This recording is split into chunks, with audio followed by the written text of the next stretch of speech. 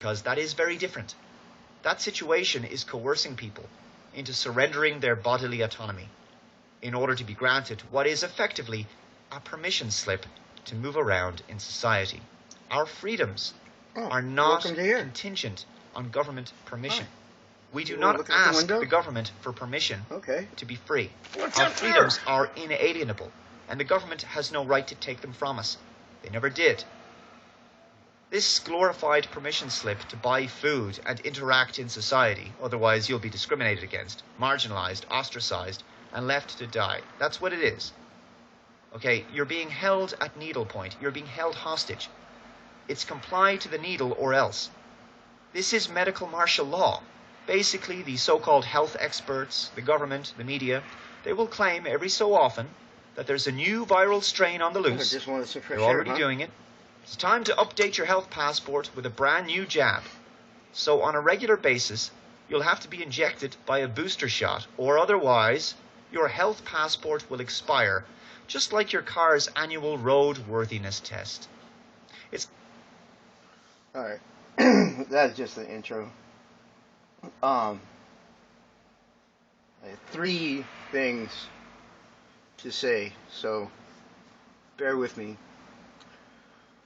So one, we know that the vaccine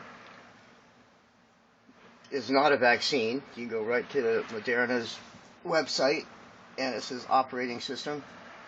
We know that Merck said it's better just to go through and get sick and get over it than to take a vaccine. That's an entire pharmaceutical company said no.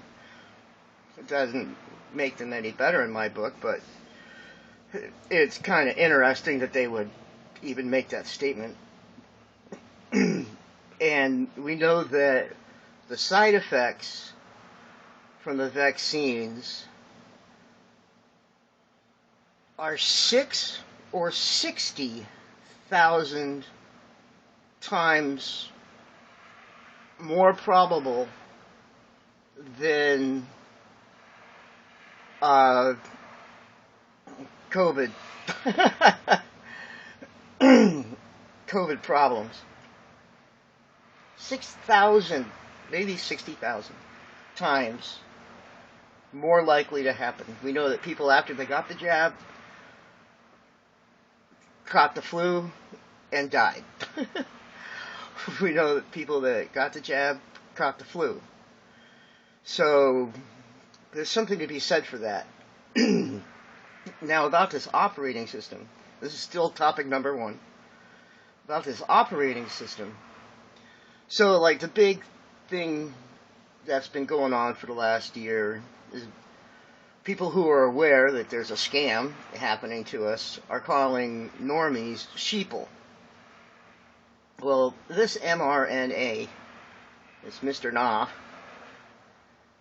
is going to affect the DNA. I think because sheep are for fleecing, cattle are for eating. You don't hear about people eating a whole lot of mutton. They'll eat lamb.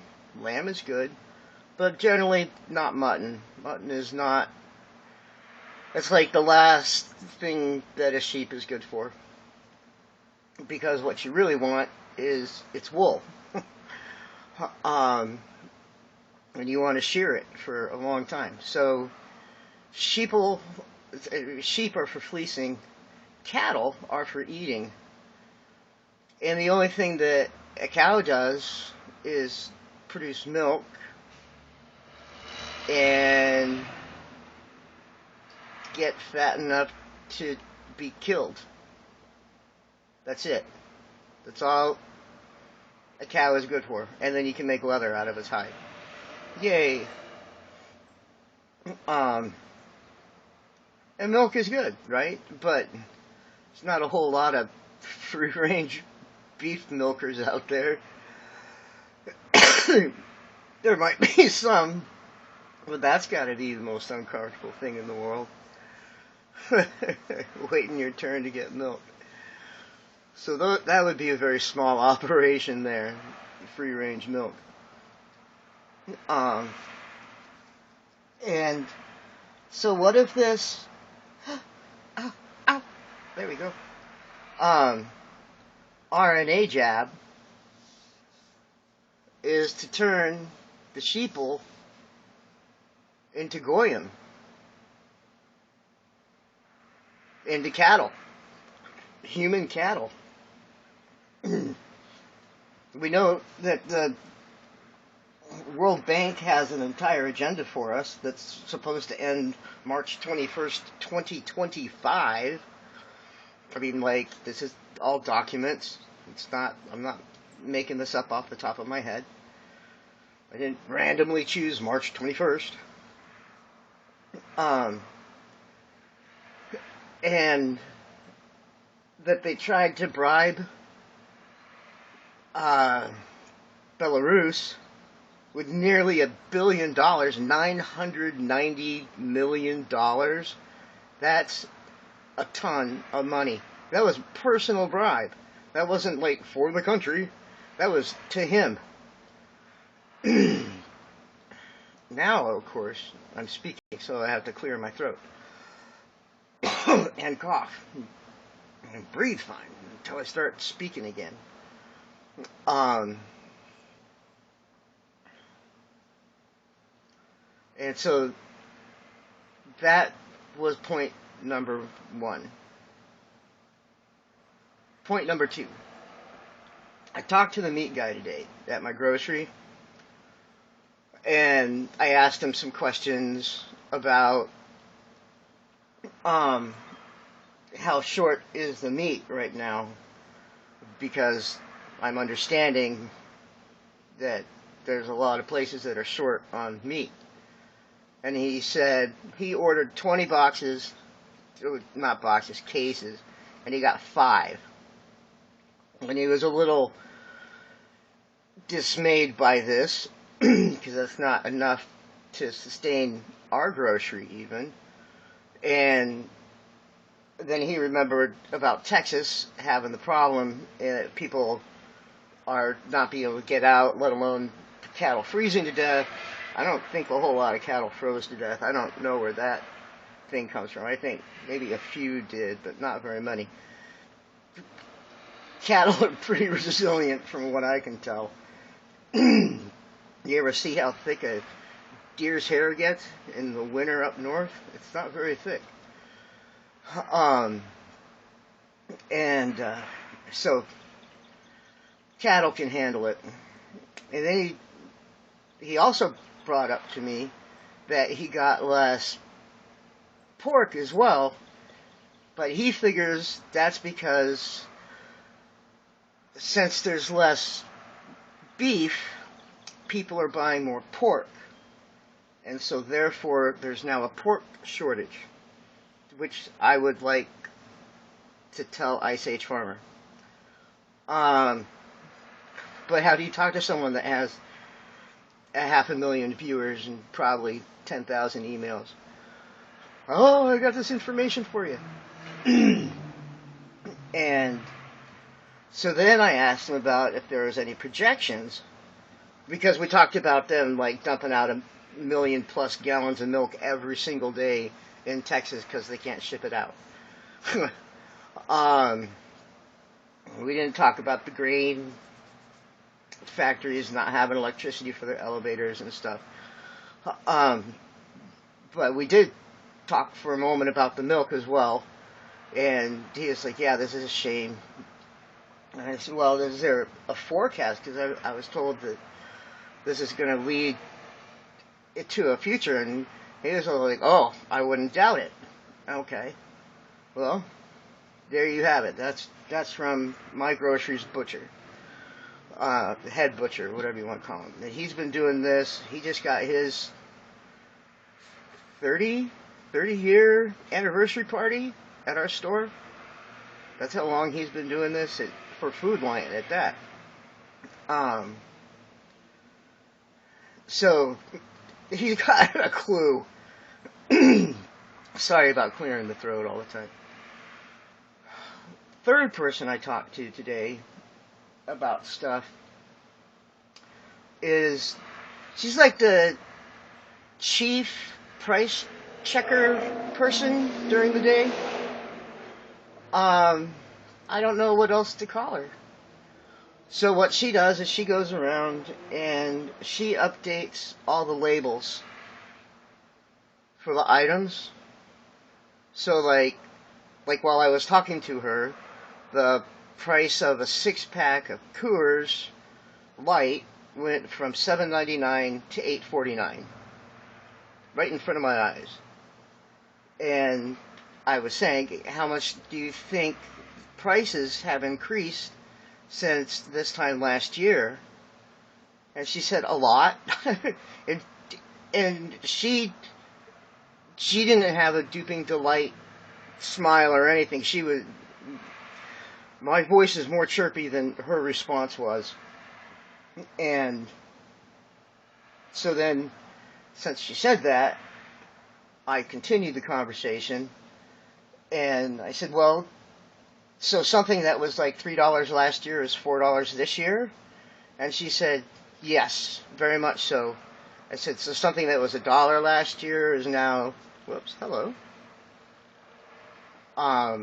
now $1.30? She's like, yeah. I was like, so like 33% maybe? She said, like, yeah, easily. Now, we take into consideration that this is just prices going up. Oh, the butcher and I also talked about how weird it was when the meat packing places were all getting shut down. We also talked about that. So anyway, back to the price increases. So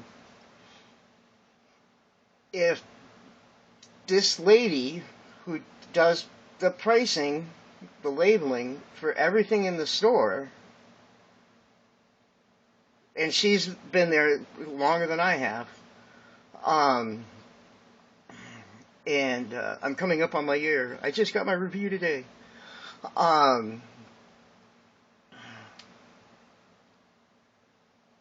33%. I mean, 30%, whatever. Just around that number. I know I'm using 33 on purpose.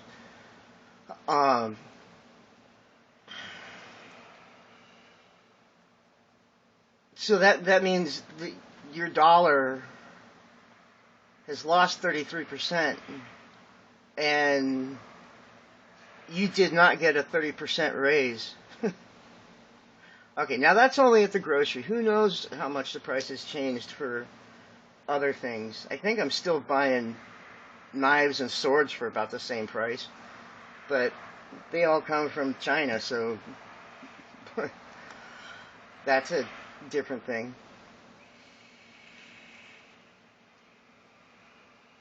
So number 4, I'll just tack this on for extra credit. So I got my review today. Is this one? No, that's that one. Oh, hi, Leanie Von Leaner. You're just leaning up against me, aren't you? I don't mind. I got my annual review, and it came with the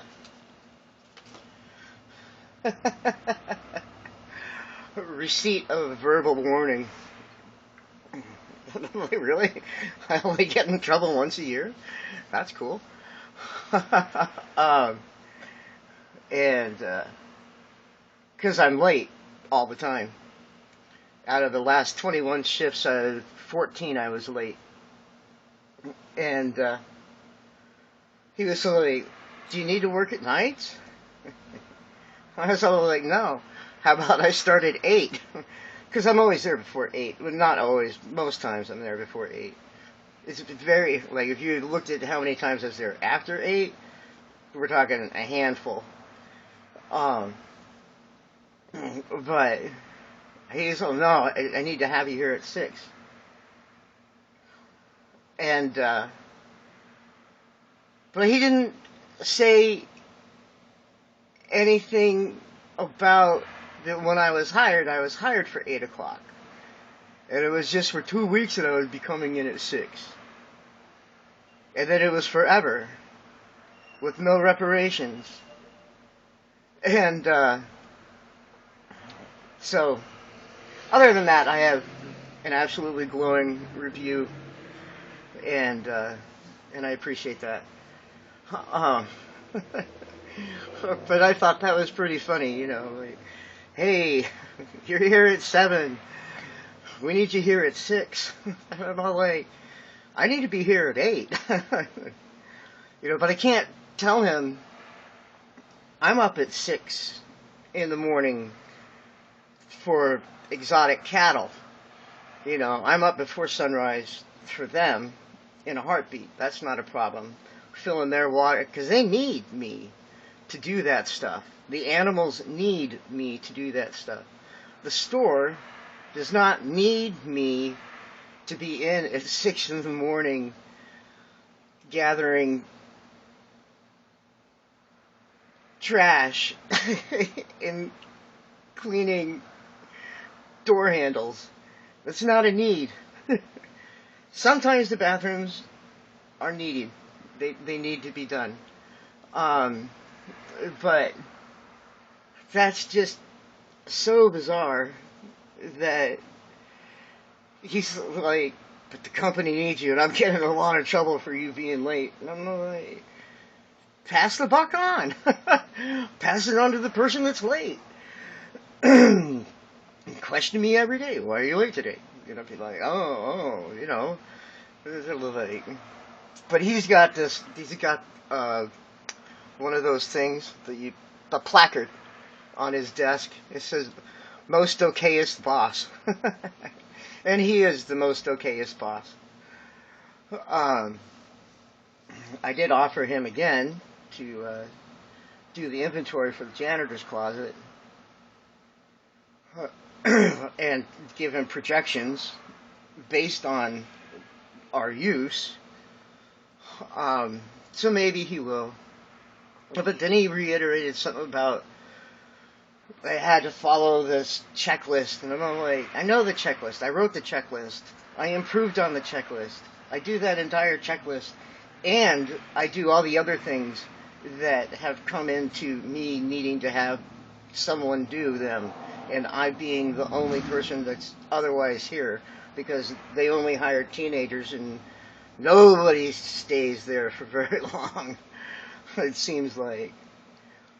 But anyway, that was interesting.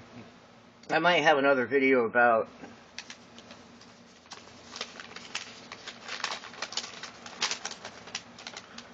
this. I already made the video, but I'm thinking I'm going to put it up on the Derriere, the anal swab channel. Alright, it's magical. It's mysterical. It's a mystery tour. Cherish his new love. Be well.